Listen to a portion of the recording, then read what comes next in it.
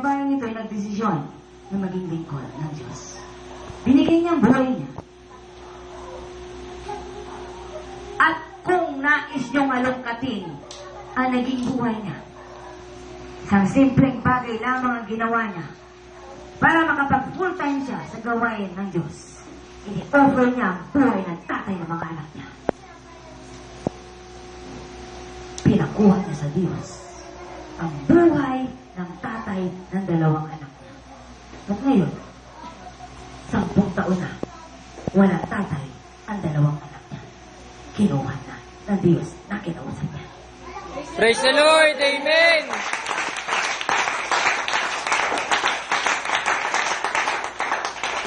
Kung para sa Diyos ang motive mo, kung para sa Diyos ang pagmamahal mo, hindi ka mabibigo. Kaya unang-unang ibigin mo ng buong puso, buong isip, buong kaluluwa ay ang Diyos!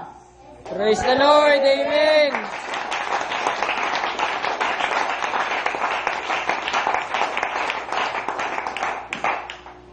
Ang sakit na dinaanan mo ay dinaanan din itong babaeng ito. Napagkat doon ko siya hinubo. Na anak, ang pag-ibig, ang tunay na pag-ibig ay galing lamang sa Diyos. Praise the Lord! Amen!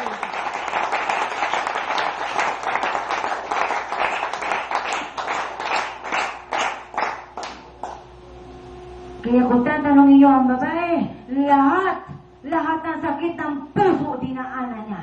Tatay at nanay niya, unang kinuha ng Diyos, at ang tatay ng kanyang mga anak, ini-offer niya sa Diyos.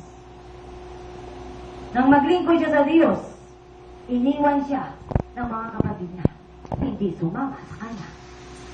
Sino ba ang tunay na kapatid ninyo at pamilya niyo? Sino? Ang lahat ng kasama ang Diyos. Yun ang tunay niyong pamilya. Praise the Lord! Amen!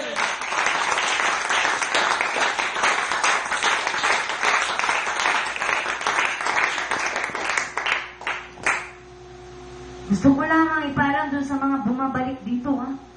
Doon sa mga nasubukan na, nakarinig ng tinig, medyo hinahatak pa rin ang mundo. Walang panahon. Pero ngayon, bumabalik-balik. Aba, huwag niyong gawing laruan ang pagpunta rito. Huwag niyong gawing biro ang pagpunta rito. Seryosohin niyo ito. Pagkat hindi nagbibiro ang Diyos dito.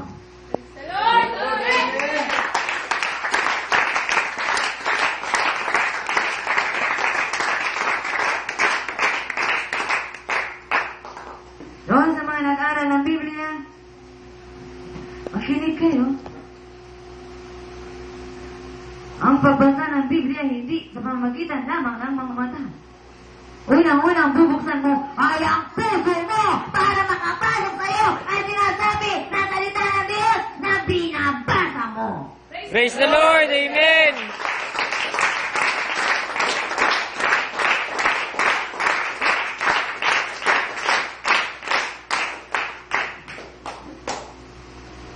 E doon sa mga nag-aral, sa mga Bible schools, gusto ko sabihin sa inyo, ang babaeng ito, ako ang nagturo sa kanya. Hindi ko na siya pinadaan pa sa Bible school. Ang espiritu ko ay siya, tunay na kasama niya, habang humaharap siya sa taong gusto kong kausapin. At kayo ay mapalad ngayon na narito, kausap ko. Praise the Lord! Amen!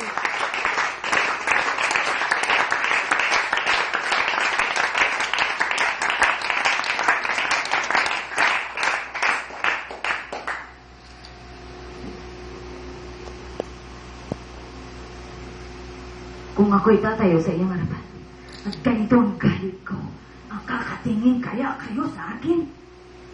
Kung ako nga'y nakatayo dito, at hindi ang babae ang kaharap nyo, sapagkat galit ako, makakatingin kaya kayo? Ano kaya ang gagawin nyo? Hindi kaya luluhod kayo at hindi kayo lahat ang tawad sa akin? Pero dahil hindi na katawan ko ang nandito, katawan ng babae, kaya relax lang kayo.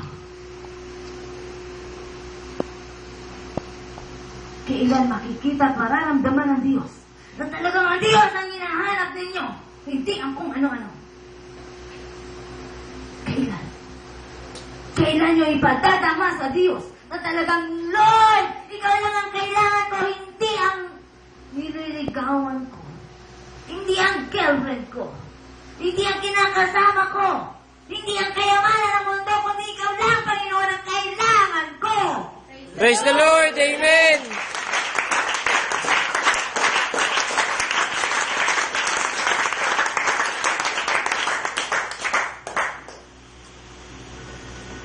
Kapag ikaw, Panginoon, ang kasama ko, kapag ikaw ay nasa akin na ang lahat ng bagay.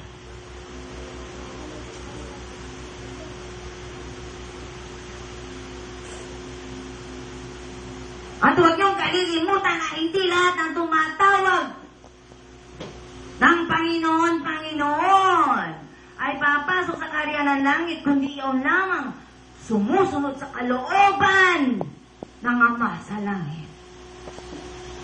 Hindi lahat ng tumatawag ng Panginoon, Panginoon.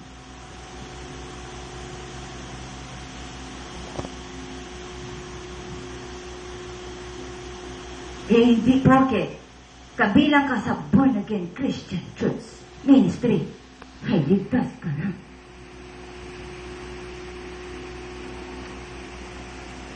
Hanggat hindi mo ginagawa ang kalooban ng Ama sa langit, kahit tumawag ka pa,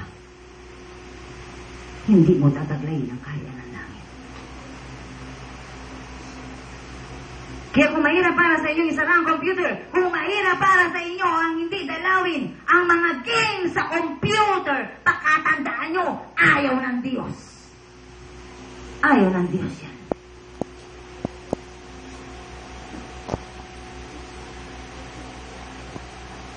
Hindi kayang gawin ng mga kabataan dito sa The Voice of Jesus Christ ay hinto ang computer, na ihinto ang game sa computer. Pero ito ang sasabihin ko sa inyo, ginagawa nila yan, ihinto para sa Diyos. Praise the Lord. Amen.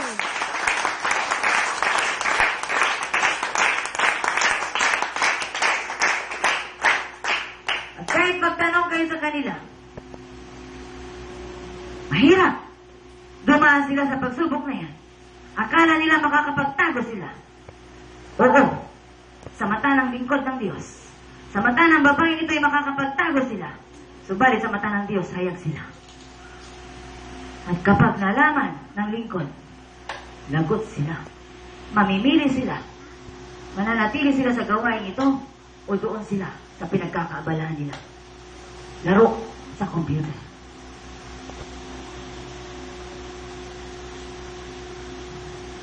Meron dito ang isang tao, mayroon sariling paninindigan. Walang pwedeng makapagturo sa kanya kahit sino. Pero ngayon, nandito siya. Nagpapakababa siya sa harapan ng Diyos. Praise the Lord. Amen.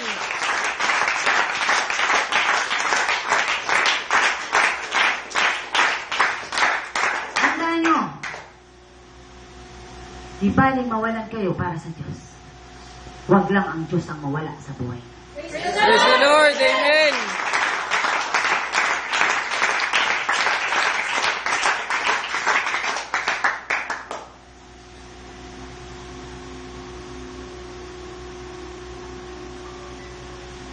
Humingi kayo. Ngayon. Hingi kayo sa Diyos. Akala nyo kasi mahirap humingi sa Diyos. Naibigay nga si Jesus at napako pa sa krus. Napakaliit ng inyong pananalig sa Diyos.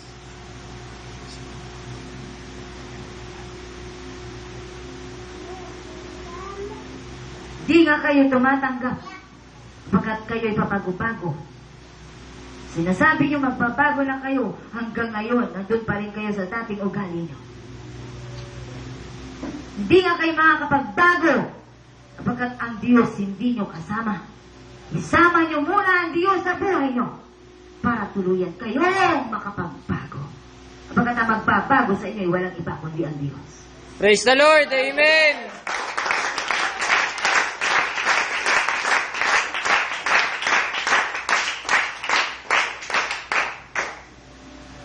Itaas nga ang kamay na nasisiyan ngayon.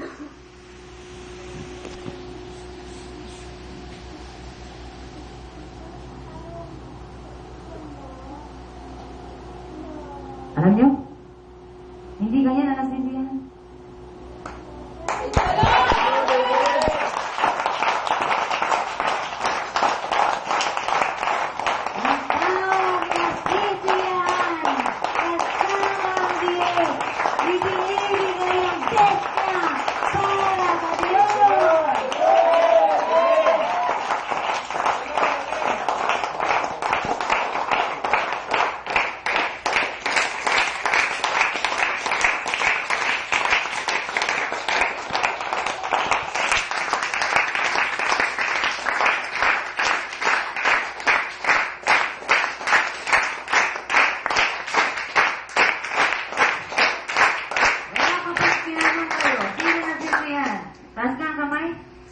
Taas nga ang kamay. Dalawa agad ang kamay na itataas para parangalan ng Diyos.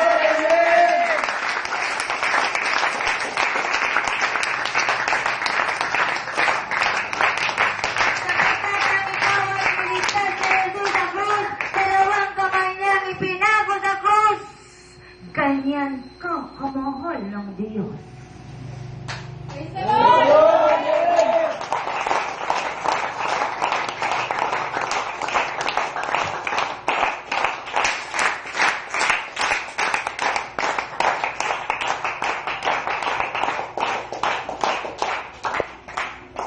Hinuhukay ang kayamanan, hindi ba?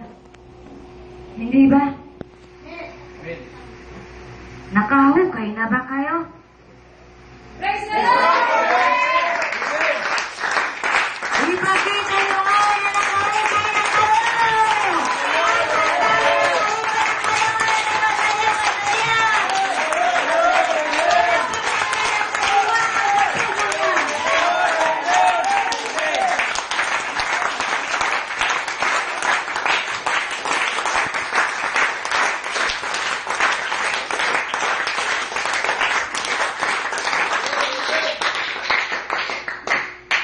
At yan kung makikita kung tunay na nahukay nyo na nga ako. Diyan sa kaibutura ng puso nyo, ilagak nyo ako! Praise the Lord! Amen!